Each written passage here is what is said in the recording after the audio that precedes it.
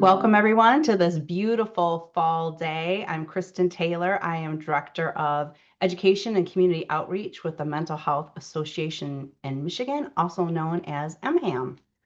Today we are exploring the cost of caring, financial wellness for mental health professionals and caregivers with Dr. Darla Bishop. I'd like to take this moment to introduce Dr. Bishop. Dr. Bishop is a financial wellness expert and author of How to Afford Everything.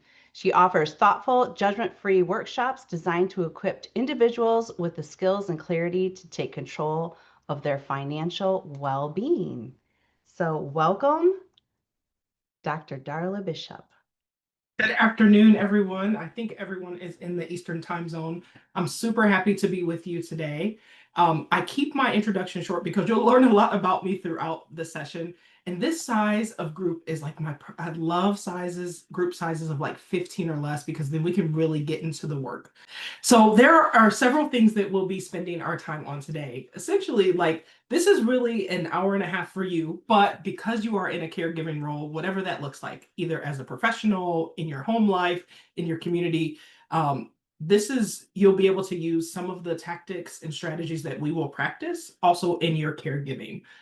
You really do you give so much to others, and we're going to use this time to kind of fill up your cup when it comes to the financial piece of it, because we want to protect your three currencies. You know, we pose this as a money conversation, but really our money and our interacts with our time and our energy, and when we protect all three, we can be our best more often.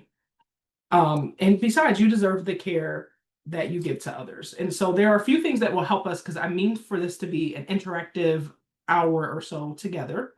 And so if you don't have one, please take a moment and grab something to write on, something to write with.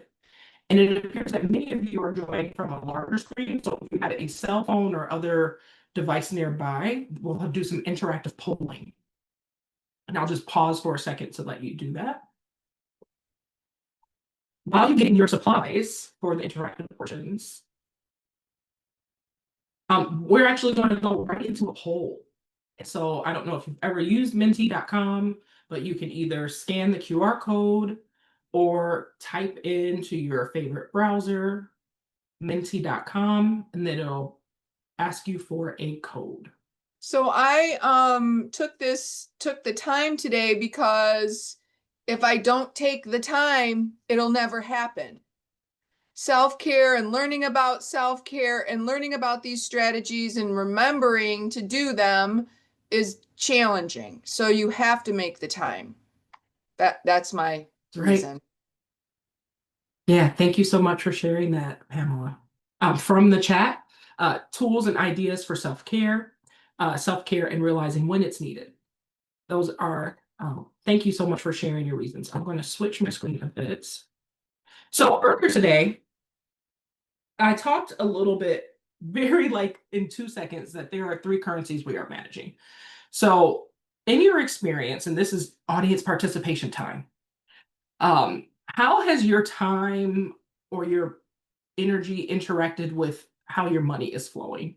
Do you notice any patterns that if you have one or at a higher level than the other's always low? Pamela, it looks like you're ready. Oh, if I don't have time or energy, I spend way more money. It's just that simple. Mm-hmm. And you want to notice the opposite, that if you have more money, you have more time or more energy? Oh, thank you. Someone in the chat shared that they spend money when they're feeling overwhelmed or anxious. Yeah, this is common, right? Because the great news about having these three currencies at our disposal is that they do interact with one another. And when we are managing the level of each of them, we can make up for one with the other if one is a little bit low. In my own life, the way that this manifests is when I'm low on time, I actually lean into money to kind of buy some of that time and energy back. So that might be a week that we order out once or more, one more or two more times than usual. That might be a week where I send the laundry to the dry cleaner because they have a laundry bag service. That might be a week where I call the babysitter so I can just sit and look at a wall for 2 hours, because if I don't, we're all going to fall apart. And so I notice that if I'm low on time or energy, I lean into money to kind of help me get through that period. And that when I'm low on money, that I then use my time or energy to make up for the fact that I don't have money. So those are the weeks where, yes, we are going to cook several meals. We're going to get ahead on meal planning because we don't have the money to eat out. So I'm going to cook Sunday for the whole week.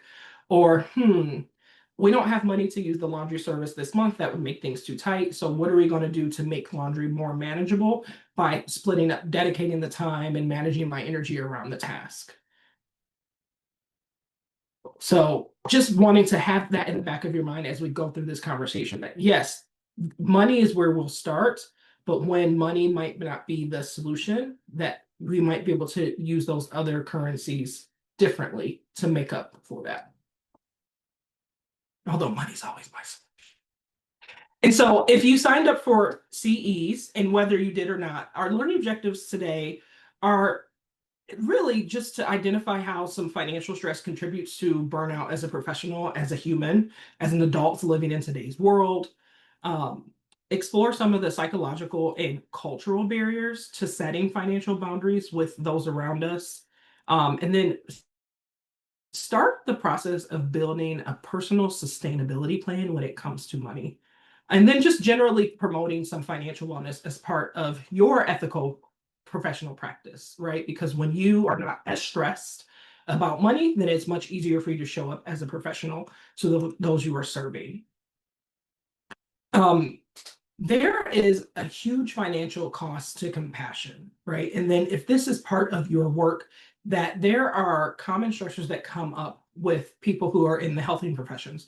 In addition to the work that I do in financial wellness, I also work in health insurance for a Medicaid insurer and do a lot of health education and policy advocacy on a small scale to make sure that our benefits and services are working for those who really need them. And that means that I actually have a lot of emotional labor that I extend in order to help individuals through navigating a complicated system. Sometimes I say yes because I know it will be helpful to our mission, even though that comes at a personal cost. Maybe I don't have the energy, maybe it takes more time. And then sometimes that also means financial overextension. Perhaps I've worked more than I billed for. Perhaps I have donated or contributed to something that put me in a bind. Perhaps I've supported someone who felt like needed it more than I did, but it then caused problems lower down the line. Because of my compassionate internal generosity sense, sometimes helping others in the extended family when no or a different option should have been the choice. And we know that, overall, and these numbers are from 2 years ago. So with grocery prices today, it's probably higher. But we know that 77% of workers feel financial stress, and that when you're caregiving, it's more often.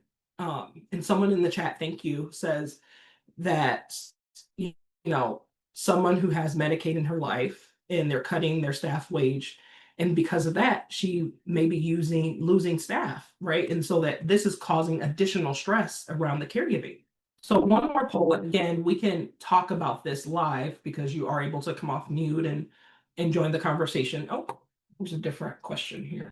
And some of you who are already in it may have already answered this one. Is like, which are you experiencing most often? Is it that you have this feeling of guilt after spending money on yourself? You feel or know that you don't have enough saved, whatever that means for you. You have responsibility of taking care of others financially. You just avoid any and all conversation about money because it gets that stress up. You realize you're having too many treat yourself days because of the news cycle or things happening in your lives, or anything else. It's kind of all of that for me. I avoid the conversation about money because it's so uncertainty because we are under that Medicaid constraint. So it's kind of like, well, what are they going to give us when it comes to wage staff or whatever? Because I'm also a direct care worker for other people as well as having staff come into my home.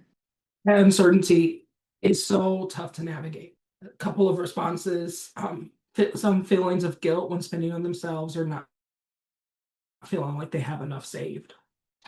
If you have something to write on and with, I have a reflection question that I'd like you to take a moment and write. an answer to.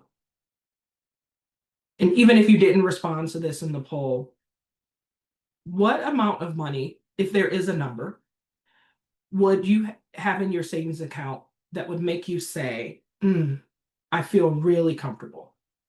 And if there's not a dollar amount, if that's too tricky to come up with, and I never will force anyone to do public math, but maybe it's it represents something. Maybe if I had a month of our living expenses just sitting in a bank account or even in a sock drawer, I'd feel really good about that. Is there an amount of money that if you had it stacked away somewhere in a bank account under a mattress, although I do not recommend that, what is that amount of money?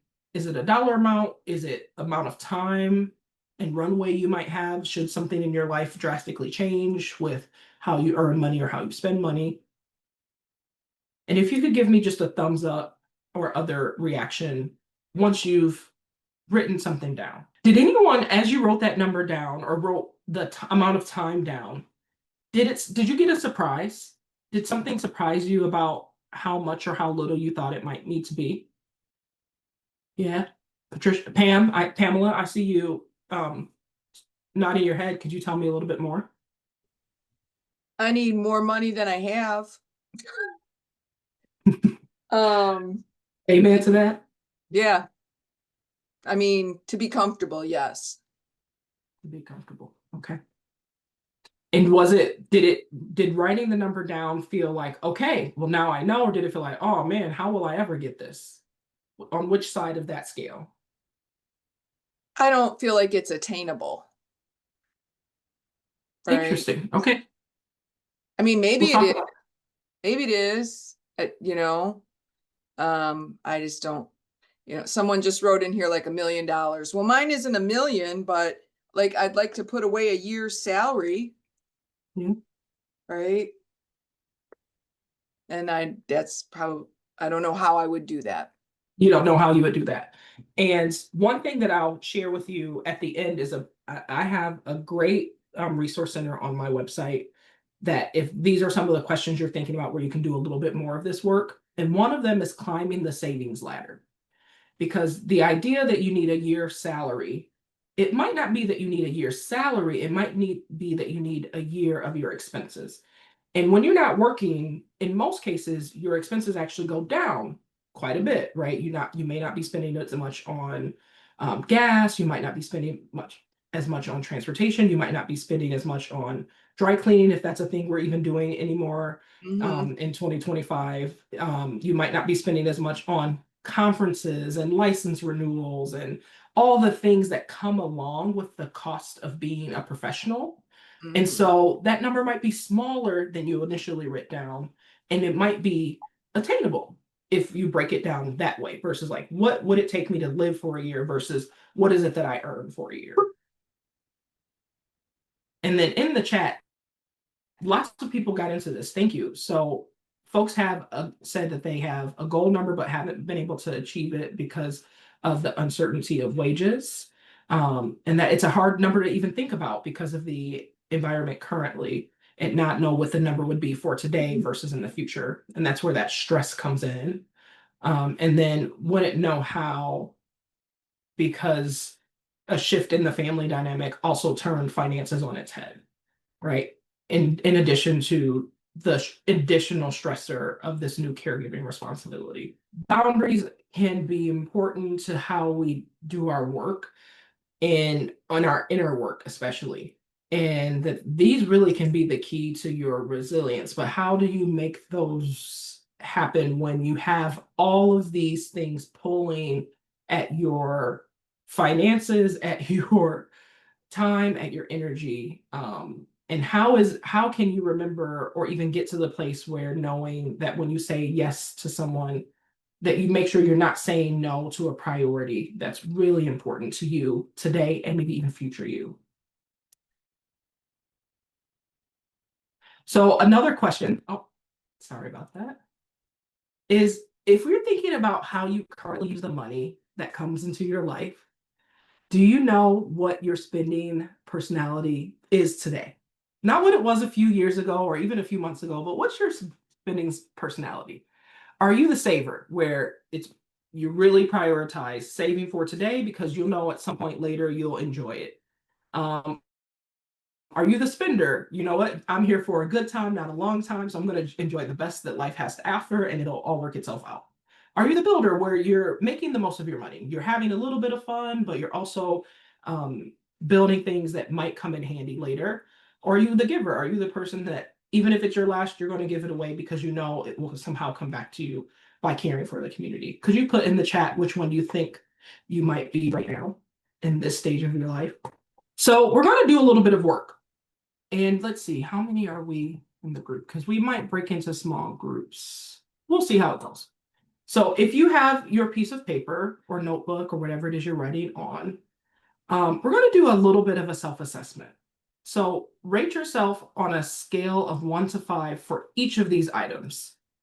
And now that I'm looking at it, I should have numbered them instead of made them bullet points. So the first one is I'm able to say no when someone asks me for money. So 1 being nope, and 5 being every time, every single time. They don't even ask anymore because I said no so much. 1 is no, or 5 is Well, no. I don't. 5 is yes. I recently realized that I'm a 5 here because people have just stopped asking me for things. They go to other people now. And then I might hear about it from the other people, but they just stopped asking me. The second one is, do you usually have a monthly budget that reflects your values? No, not usually. Would be 1 or 5, absolutely. If it's not important to me, I'm not spending money on it.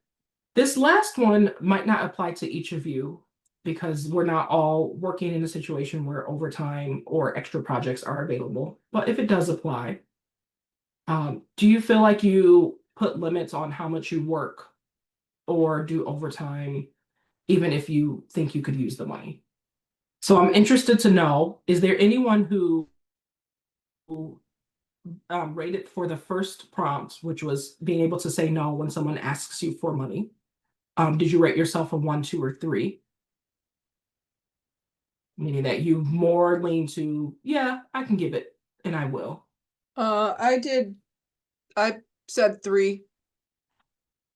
And why'd you rate yourself as a 3? Because I will give money if in my judgment it'll be used for a good purpose, right? I'm very discerning if I'm gonna give you money or not, right? If you're not, don't prove to be trustworthy, then I'm not gonna throw money away. If it's somebody that needs money, like I need to pay for my books for college, then I'll give you the money.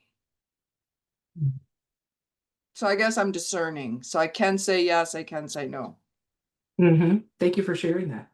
Yeah, I it saw a couple. depends. Oh, go ahead.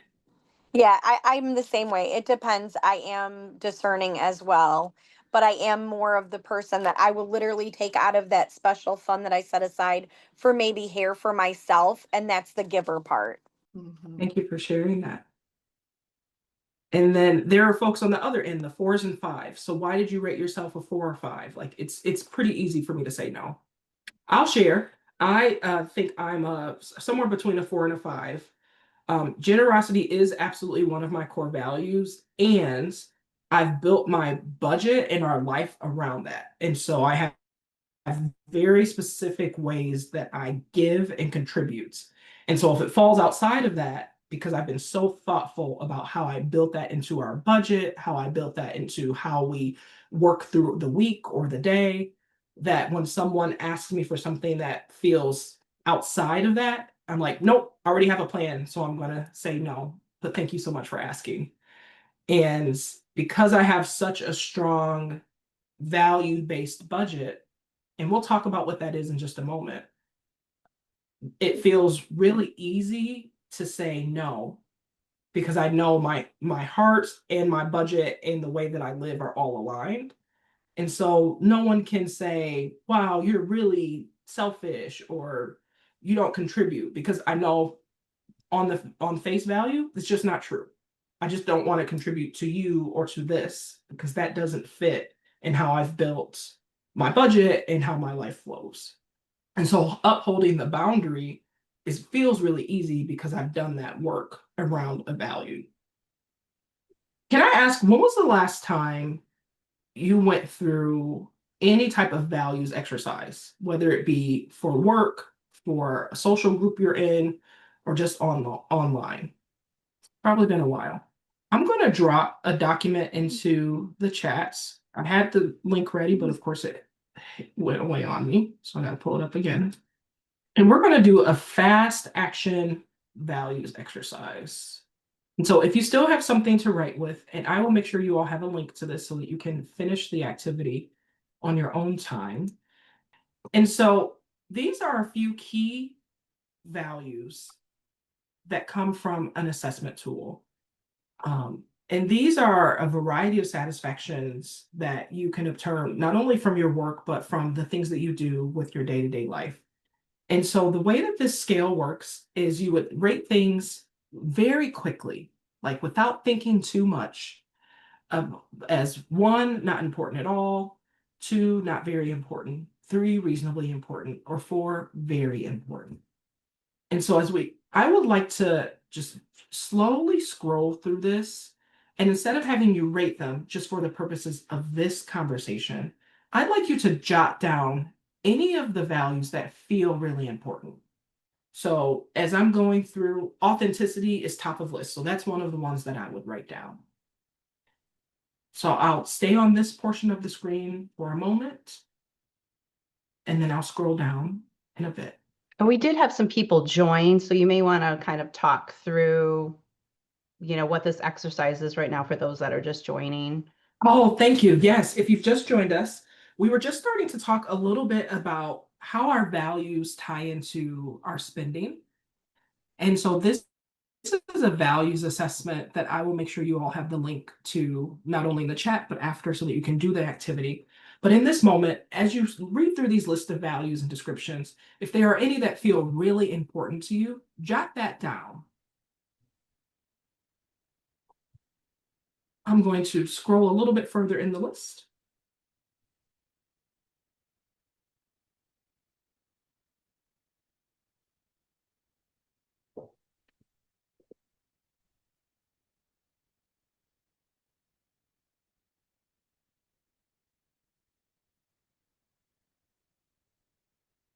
Then this is the last of the list.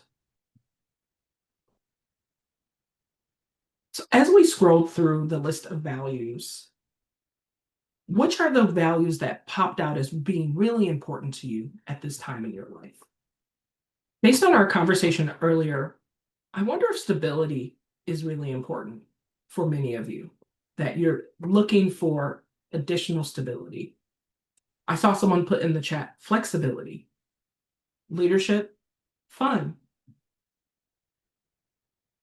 We don't always talk about fun when we're talking about money. So I'm so happy to see that made it to someone's list. Any others? Respect, creativity, another fun. So if we're thinking about some of the values that came up multiple times, stability, flexibility, and fun, how could you integrate stability, flexibility, and or fun into your budget? And when I say budget, I don't mean the very strict, you have to have this dollar here and this dollar here, but really just how the money flows in and out of your life. How could you be fitting in flexibility, stability, and fun as you make your budget and make decisions about how you both earn and spend your money? Me personally, the way that my job is set up is like I'm Sam, but I receive like an expense check, and that changes every month. So what I've tried to do is use my main check as like that's my responsibilities, and then I'm trying to learn to use that expense check. Like I want to, like again, I'm one of those people that try to make from just people all at once, but it's under to save everything. To me, I try to put like a percentage of that away, and then the rest of that is things that I don't feel guilty about. Like I try to have a saving, but then the rest is like that's the money that I can use that I don't feel like I cut myself off of from doing something else I need. Like I'm learning to be more with that. That's my flexibility that I'm trying to do, but that's really has been working for me lately. Yes, that's awesome. So it sounds like you have a designated fund, right? That you've built Yes. some fun and some flexibility, just you've built it in. So that way, when you spend it, you don't have to have the shame or the guilt or the regret. Anyone else care to share how they are building fun, flexibility, or stability into how they use the money that comes into their lives? Well, like I said, because I can't necessarily control some things the way that I get paid as a caregiver, I have two different pay schedules. One's from CLS work, one is from home health. So what I've tried to do is when I do have um unbudgeted money, right? I try to put some of that in the savings so that when things that are out of my control, I can flow that back into the budget. And I am trying to create that fun budget as well. So what's so interesting is that our values, even though when we are at work, we're like, well, work me is different than me, right? Like work me is different than me with my spouse and me with my family. Yeah. And while that is true, because if we think of ourselves as having multiple pieces, being multifaceted humans, that when you're at work, one part of you is driving the car while the other people are kind of the passengers, but that our core values stay with us no matter which part of us is driving in that setting. And so if you were thinking about it at work or thinking about it your money, they're usually the same set of values. They might just have a slightly different order, but the list would be the same. And so as you were thinking about it for work, what came up as top values for you? Flexibility. Flexibility. And is that something that if you had more flexibility in your money, your life would feel different? Perhaps even better? Yeah, yes. Flexibility is important with my money too. Mm-hmm.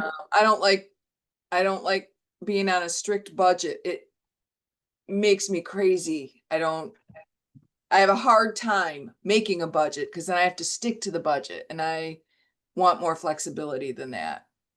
I agree. Yes, that's true. I agree. I agree. And, you know, I'm a financial educator who does not budget. You all know my not so secret now. I actually want to change the slides I'm using because of the conversation we're having. Um, Part of it is budgeting never felt good for me, right? It always felt like, well, if I have to put 20% here and 30% here, but my months don't always feel like 20% that and 30% that. Because right now I'm in a stage of life where I'm parenting young kids. So some months we have 4 birthday parties. And so I have to make sure that we have the gas money to go to them and a little bit of cash so that we can buy a small present and give a card. Other months we are just in the house enjoying ourselves and the rent that we pay.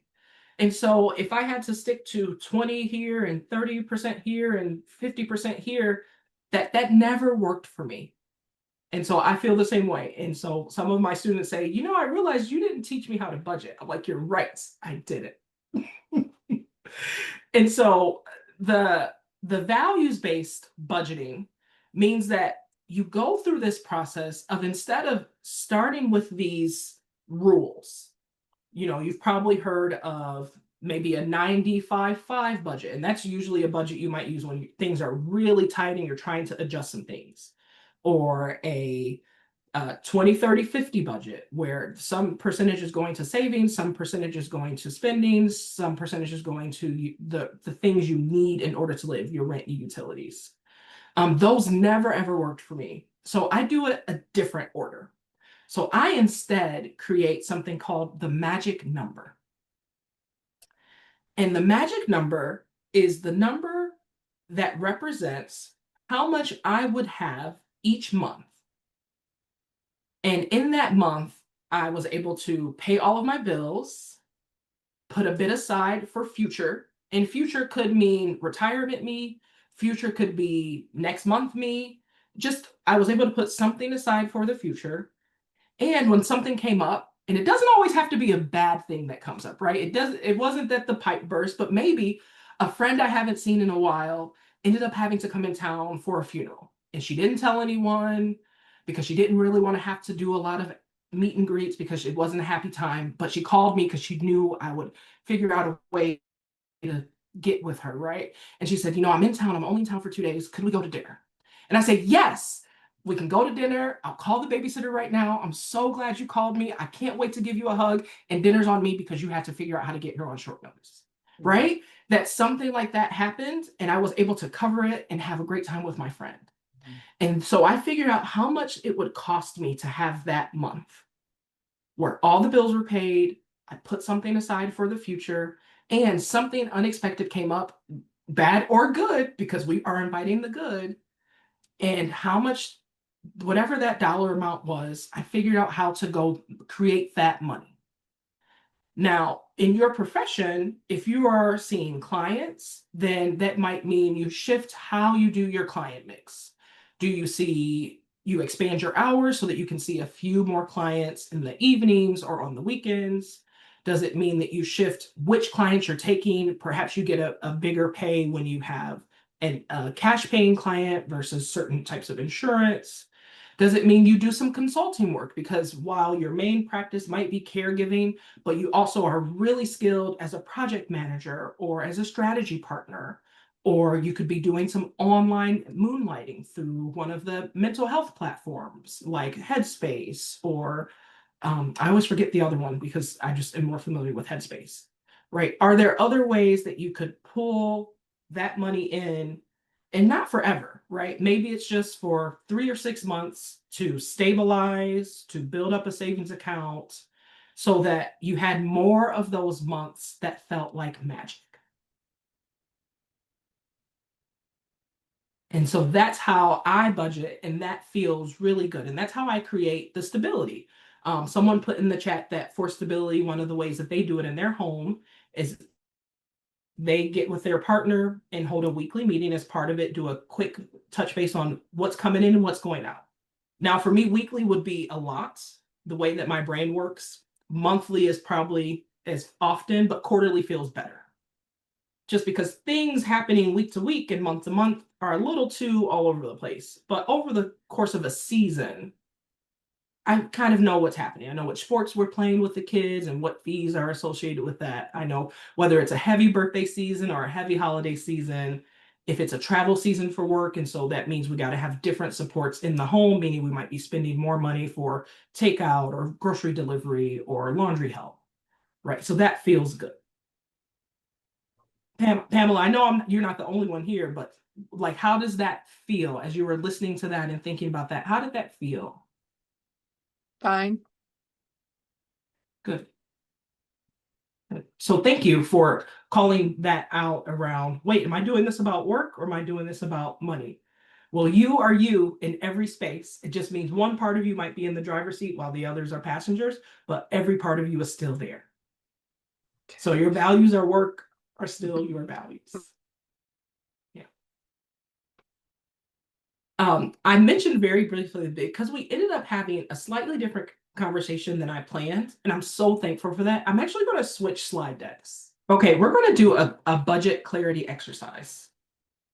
If you happen to have it available, I know some of you are watching this from a phone. Some of you are watching from a bigger screen. But if you have access to your favorite or most used banking app, I think I'm showing you the right one. Yes.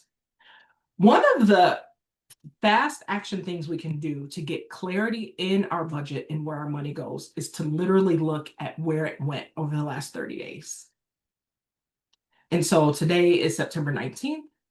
If you have access to an online bank or app, do a quick scroll through and what would you spend your money on since August 20th or so? If you're in mid-Michigan and are parenting or grandparenting, you might have had some back to school expenses.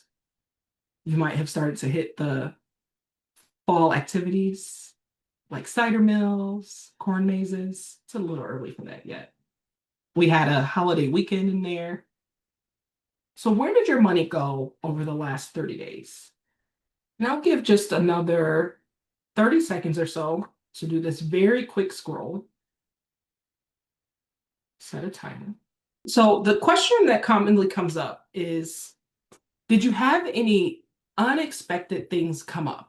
Things that might have thrown off your budget, or that if you keep doing them would throw them off?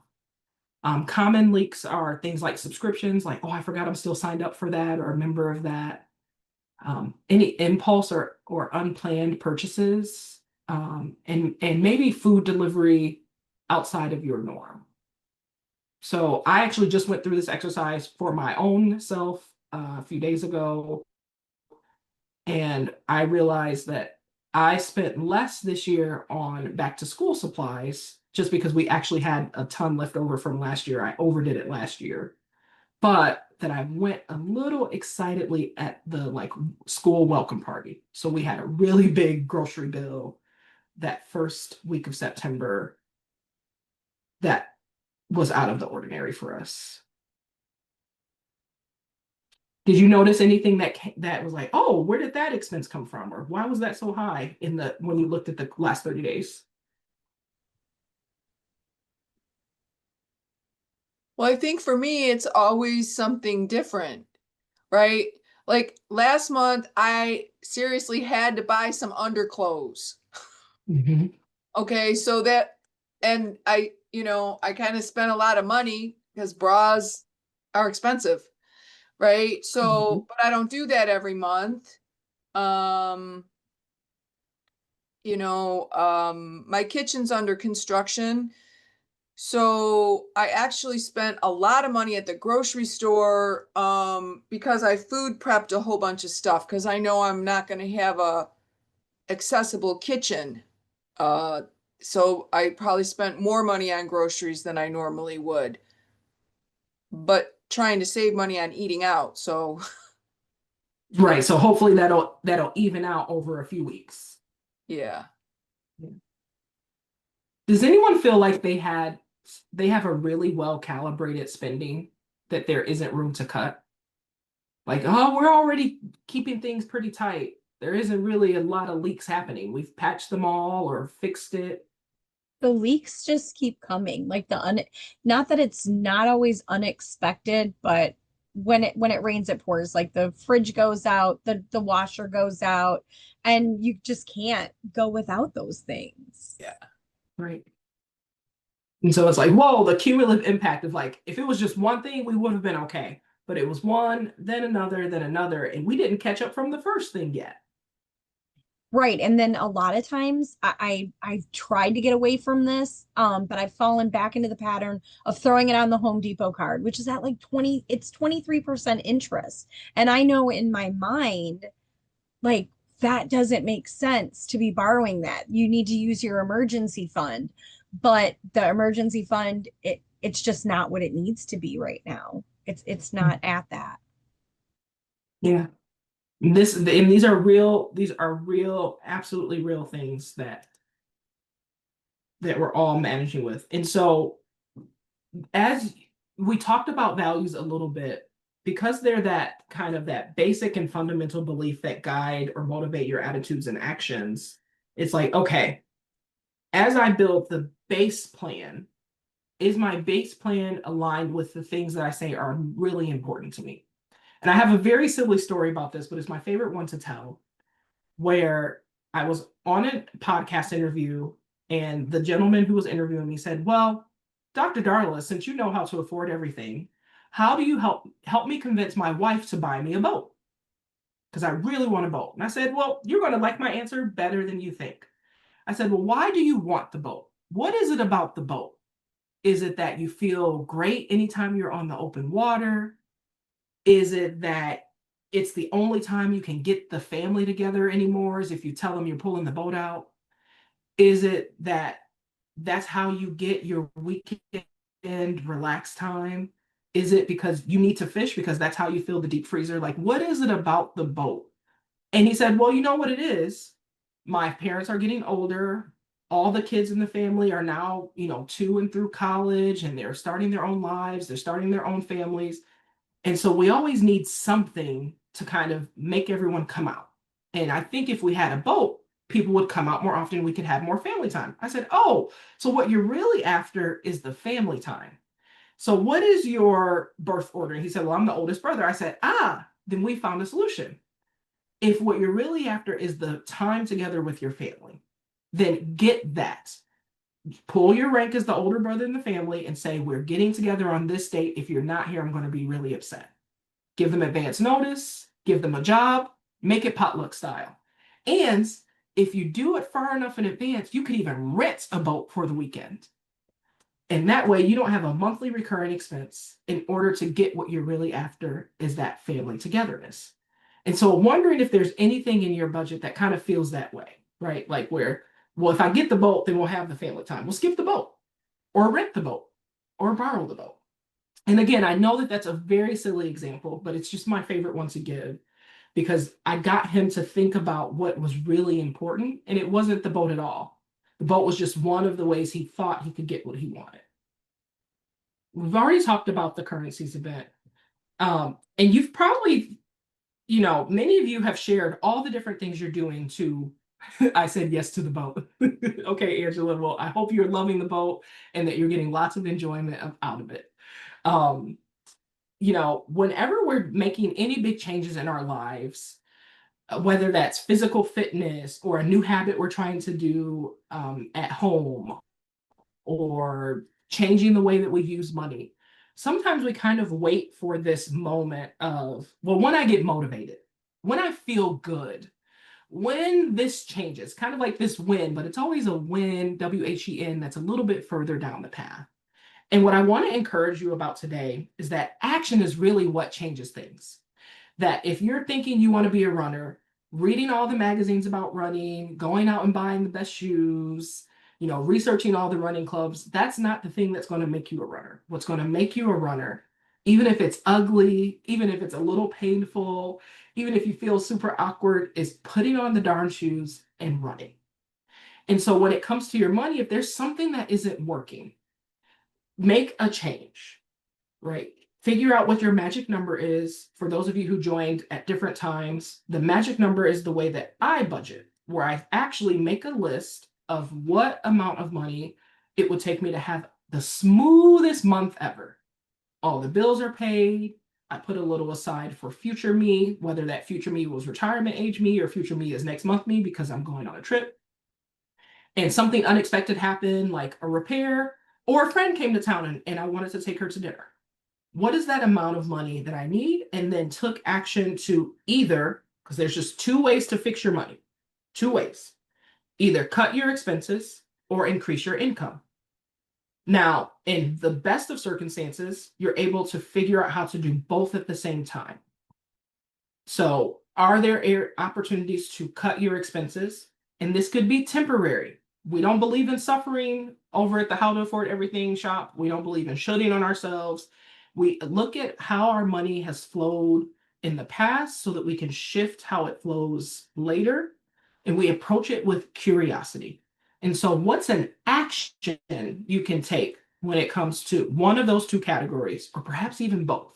And Pamela already shared one that she did. She said, well, I know my kitchen's going to be offline, so I'm going to spend a ton on groceries and also use some of my time currency and some of my energy currency to meal prep a bunch of meals so that we don't spend thousands of dollars on takeout and carry out because that's gotten so expensive anyway, right? Or someone who said, well, I knew we needed a repair, so I went ahead and put it on the Home Depot credit card. So what's an action you can do to pay that off as quickly as possible or find a way to get the interest smaller so that the payments you do make go further on them?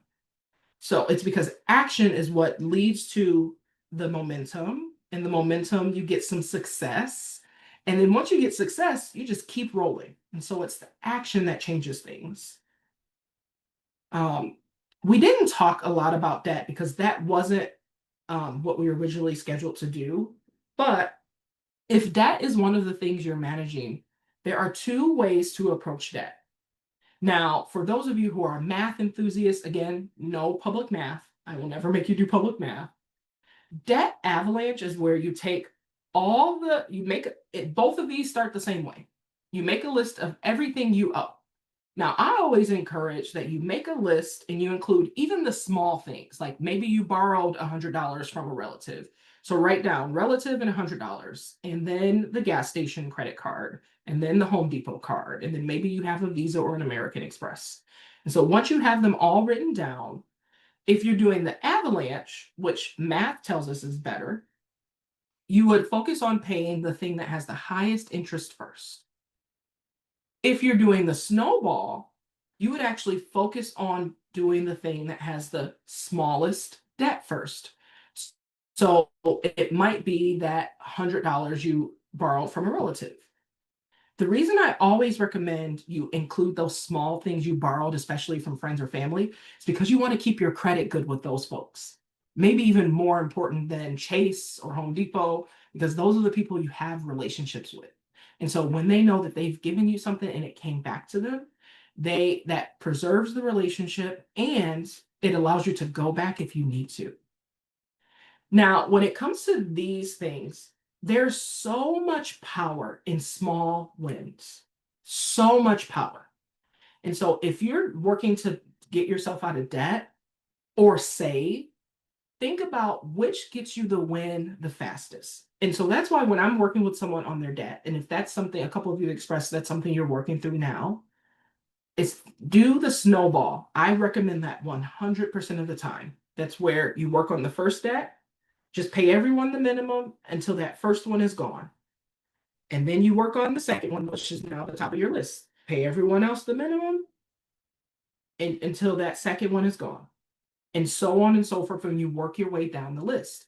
And the reason this works is because psychologically, getting the win, right? When you owe someone just $20 or $100, you could probably pay that off pretty quickly. But if you're working on, the $2,000 refrigerator that you had to buy, because somehow now refrigerators cost $2,000, it might take you some months to get that satisfaction of paying it off. And so proving to yourself by getting a debt paid off lets your body and your brain know, oh, okay, I made a plan, I followed the plan, I'm having success. And then it increases your energy towards that. All of a sudden, you'll get a little creative about what else could you cut from your budget, or what else could you do to increase your income to help support your goal of paying down your debt or increasing your savings account.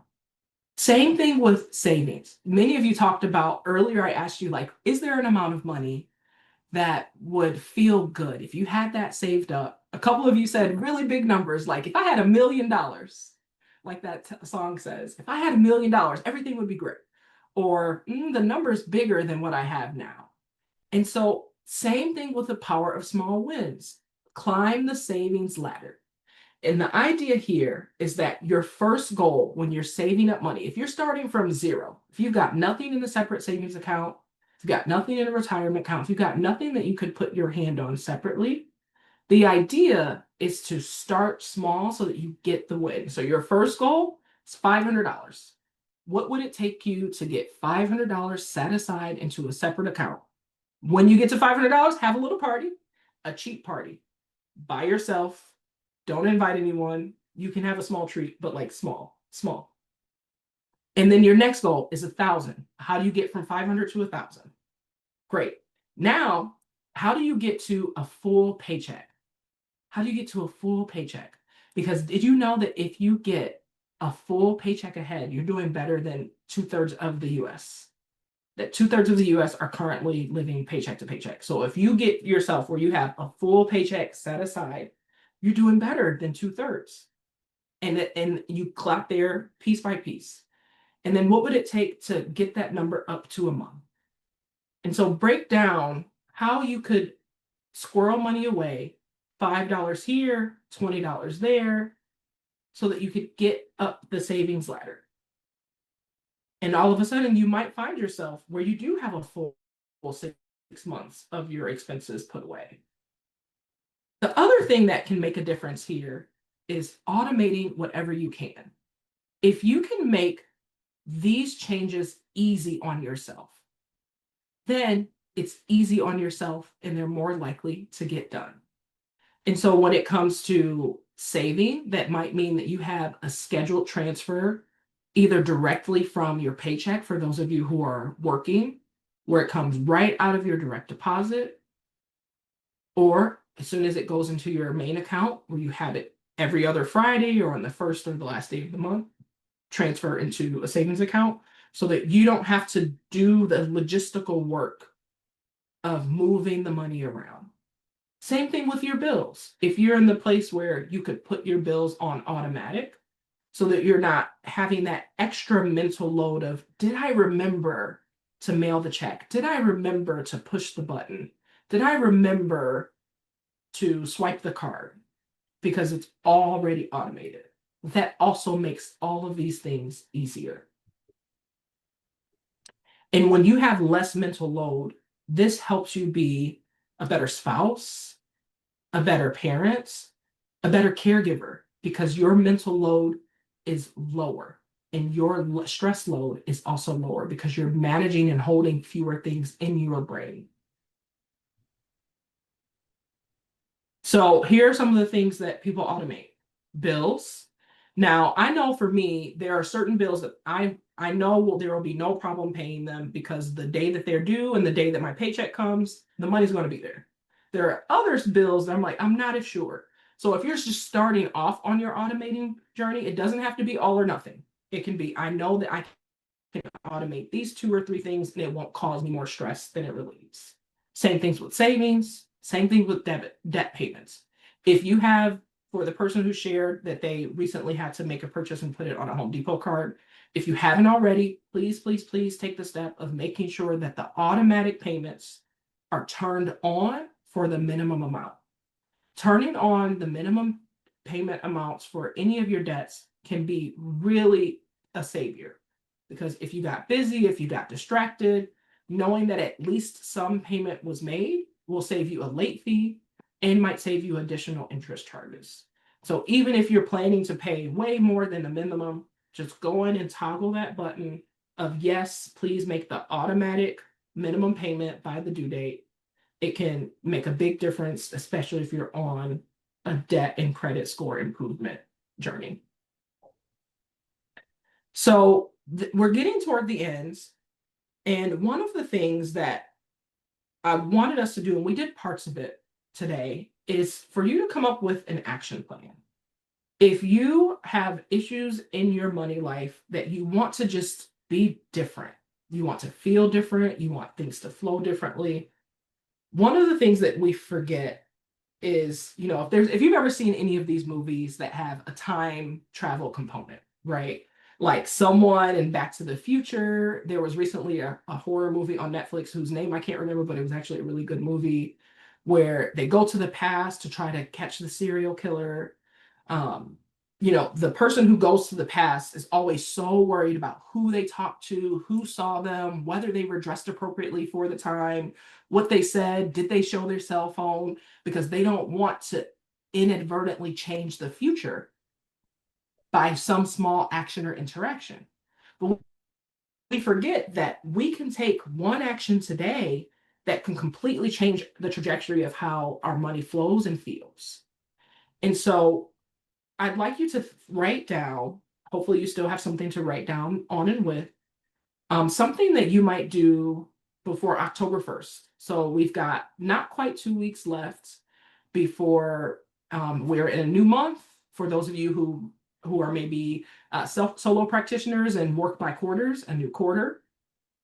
What's one thing that you will do, one action that you will take, because remember, action changes things, to change how your money is going?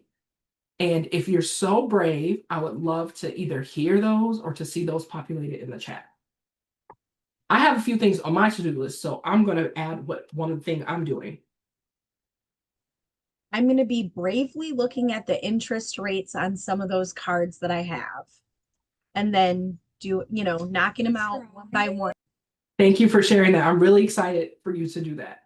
It's hard at first, but once you do it, the act of physically writing it down, I always recommend that the first time you do it, actually write it on pen and paper, because the act of writing it down actually takes some of that power away from it, because instead of it being this big, scary numbers and amount, it's now just lines and circles on a piece of paper. And It's it feels actually really going good. on a dry erase board so that it's because it's been kind of like not necessarily a dirty secret, but it's one of those things where if I don't write it and it's not visible, it's kind of tucked away, if that makes sense. Yeah. I primarily am the person that sends out the bills, so it's not that it is my little secret, but at the same time I'm the only one sending those things out. So I think just having it out in the open and having to recognize it is going to make me be more intentional about knocking it out. I'm really excited for you. Thank you so much for sharing that.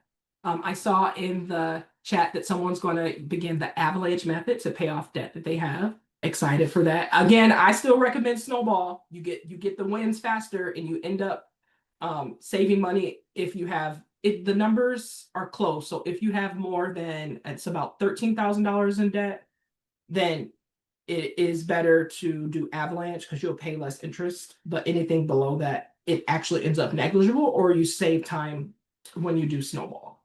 So math brain tells you avalanche means highest interest first.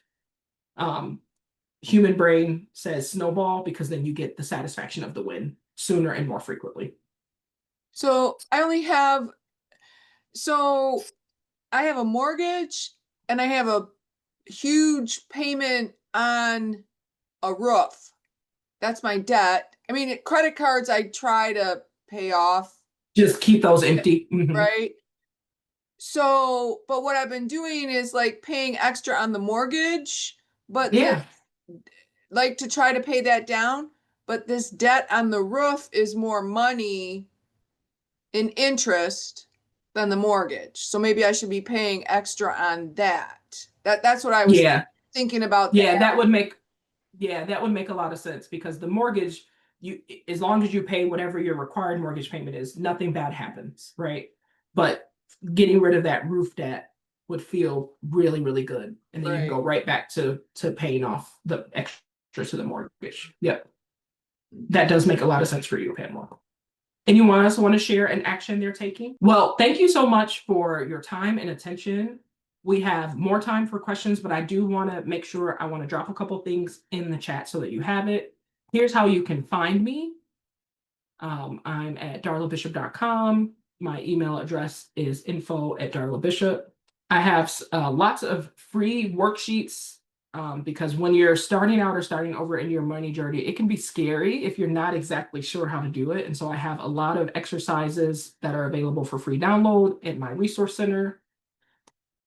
I'll drop that link here so that you have it, including filling out your magic number, including climbing the savings ladder, including a debt worksheet so that you could write down all that key information: who you owe the money to, how much you owe, what the interest rate is, and what the minimum or monthly payments are, so that you can get it sorted. And so as we close, I'd love to ask, for those of you who are in caregiving, whether you're caregiving to humans, pets in your life, or as part of your profession, how will changing your money story improve your caregiving? How will changing your money story improve your caregiving? Well, some days, more days, lately, my caregiving in my job is the balance of lack of energy at the end of the day and lack of time does not outweigh, like, the money isn't worth the time and the energy that it's taking, the toll that it's taking to do this work. And so I am trying to get this magic number, which felt a little impossible at the beginning of this meeting, to a certain point so that I can switch to a different type of job which might be some caregiving, but not as high demanding. I like what I do, but there's just, it's right, this spot is too much. So if I can get my finances situated, I can leave and go to a lower paying job and feel comfortable and hopefully not as stressed, not as time consuming. And then, Pamela, I wanted to invite you, as I'll invite all of you. You are welcome to grab 15 minutes on my calendar. I have the calendar right there. If you want to, if something came up today that you're like, okay, this is what I'm thinking about, or this is what you created in my brain as a question, like where do I go, or what do I do, or what do I read, or what do I listen to help me get over the little block? I'm so happy. I love talking about money. So find 15 minutes on the calendar and we can talk about like, oh, here's a podcast, here's a little book, here's an article that might help you shift your brain around getting there. And then, as I mentioned, there are a ton of resources around the actually climbing the savings ladder, paying off your debt, creating that magic number. All right, everyone. Well, enjoy this gorgeous fall weather that we've got going on outside. Have an amazing rest of your week and take care. Bye-bye.